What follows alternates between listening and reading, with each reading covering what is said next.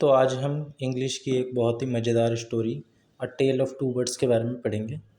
ये बहुत अच्छी और मोरल वाली स्टोरी है। तो चलिए शुरू करते हैं। तो सबसे पहले यहाँ पे एक कोट दिया हुआ है, a man is known by the company he keeps. यानी कि एक आदमी अपनी संगत की वजह से ही जाना जाता है। जैसी उसकी संगत होती है वैसी उसकी रंगत होती है। ये तो आपने सुना ही होगा। तो सबसे पहले इंट्रोडक्शन कहानी का कुछ ऐसे है कि इस स्टोरी में दो पंछी होते हैं, ठीक है।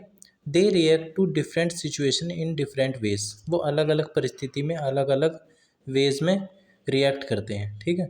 Even though they were born to the same mother, जबकि वो एक ही माँ के बच्चे होते हैं, यानी कि वो भाई भाई हुए। In fact this story speaks and depicts the importance of the company one keeps. ये स्टोरी हमें ये भी बताती है कि एक इंसान की जो संगत होती है वो कितनी इम्पोर्टेंट हो सकती है। How one company can impact one's behaviour, उसके बिहेवियर को वो कैसे इम्पैक्ट करती है और उसके कैरेक्टर को कैसे वो बिल्ड करती है। तो we can see that even though both the birds had same mother, still the way they react to similar situation is very different. वो एक ही तरह की सिचुएशन को कैसे कैसे अलग अलग अनुसार रिएक्ट करते हैं उसमें, उसके बारे में बताया गया है। Thus we can say that it doesn't affect where you are born. यानी कि इससे इससे हमें ये भी पता चलेगा कि हम जहाँ या जिससे पैदा होते हैं उससे फ़र्क नहीं पड़ता है, बल्कि इससे फ़र्क पड़ता है कि हमारा लालन पालन कैसा हुआ है, हमारी कंडीशनिंग कैसी हुई है, हमारे संस्कार हमको कैसे दिए गए हैं, उससे ज़्यादा फ़र्क पड़ता है बजाय इसके कि हम पैदा कहाँ हुए हैं, ठीक है। द काइंड ऑफ पीपल, और कैसे लोगों के साथ हम रहे हैं, ठीक है, आसपास, वो हमें अफेक्ट करते हैं और हमारी पर्सनैलिटी को भी अफेक्ट करते हैं और हमारे डेवलपमेंट पे भी असर डालते हैं। तो शॉर्ट में हम इस चैप्टर को पढ़ेंगे। तो समरी कुछ इस प्रकार है कि एक बार की बात है, एक पंछी की माँ होती है, उसके दो नए नवजात बच्चे होते हैं, वो भी उसी के साथ रह रहे होते हैं। और जो उनका घोंसला था वो एक बड़े से लंबे से पेड़ के पास होता है। One day there was a thunder lightning and rain. एक दिन बहुत तेज़ तूफान, बिजली कड़कने लगती है और बारिश आने लगती है। ये तूफ़ानी हवाएं जो पेड़ होता है उसको झुका देती हैं। और बदकिस्मती से unlikely the mother bird was killed. जो माँ होती है वो मर जाती है। The strong wind blue away the little birds. जो तेज़ हवा होती हैं वो दोनों जो पंछी के बच्चे बचे होते हैं, भाई भाई, वो दोनों अलग अलग हो जाते हैं, बिछड़ जाते हैं। एक पंछी जो होता है वो एक गुफ़ा होती है उसके पास जाके गिर जाता है, और वहाँ पे वो जो गुफ़ा होती है वहाँ पे चोरों का एक समूह रह रहा होता है, ठीक है, चोरों की गैंग रह रही होती है। जबकि दूसरा बर्ड एक थोड़े ही डिस्टेंस के आगे एक ऋषि का आश्रम होता है, वहाँ पे जाके वो उस पेड़ पे गिर जाता है या पहुँच जाता है हवा से, ठीक है। तो इसका मतलब वो दोनों पक्षी अलग अलग हो जाते हैं, एक चोरों के समूह के पास चला जाता है और एक ऋषि के आश्रम के पास चला जाता है। देखो यहाँ पे आपको चित्र से पता भी चल रहा है।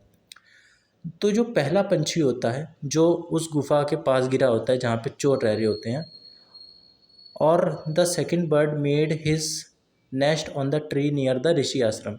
और जो दूसरा पंछी होता है वो ऋषि के आश्रम के पास अपना घोंसला बना लेता है। After some time the baby birds become big. कुछ दिनों बाद वो पंछी बड़े हो जाते हैं, बड़े होने लगते हैं। एक दिन एक बार की बात होती है, एक राजा आ रहा होता है एक हिरण का पीछा करते करते, ठीक है, क्योंकि वो शिकार कर रहा होगा, उस हिरण का शिकार करने के लिए आ रहा होगा। ही वॉज वेरी टायर्ड, वो थक जाता है।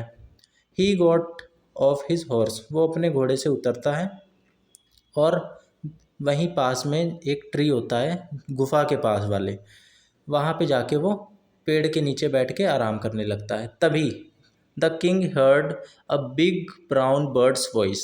एक बड़े भूरे रंग के पंछी की आवाज़ सुनता है। वो कह रहा होता है, इट वॉज इन्वाइटिंग सब robbers to come and snatch the king's jewels and horse. वो बुला रहा होता है कि चोर चोरों को बुला रहा होता है कि वो जल्दी से आ जाएं और उसके जो हीरे जवाहरात, उसकी ज्वेलरी हैं, उसके आभूषण हैं वो लूट लें और उसका घोड़ा चुरा लें, उनसे छीन लें।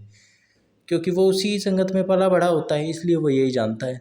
द किंग गॉट अफ्रेड, तभी किंग ये आवाज़ सुन के डर जाता है और वो अपने फटाफट घोड़े पे बैठता है और भाग जाता है। एंड रोड अवे, तभी जल्दी ही the king reach the rishi आश्रम, भागते भागते वो उस ऋषि के आश्रम में पहुंच जाता है जहाँ पे उसका दूसरा भाई गिरा होता है। He sat down in the shade of a tree there, वो उसी पेड़ के नीचे बैठ जाता है जहाँ पे दूसरा भाई होता है। He heard a big brown bird asking the king to take rest inside the ashram, वो ऋषि से कहता है कि आप अंदर जाके भी आराम कर सकते हैं आश्रम के। द किंग वॉज अमेज्ड, ये सुन के किंग को बड़ी हैरानी होती है। वो कहता है this one looks like the other bird outside the cave, वो कहता है कि ये उस पंछी से कुछ अलग लगता है, ये पंछी जो है जो अब बोल रहा है।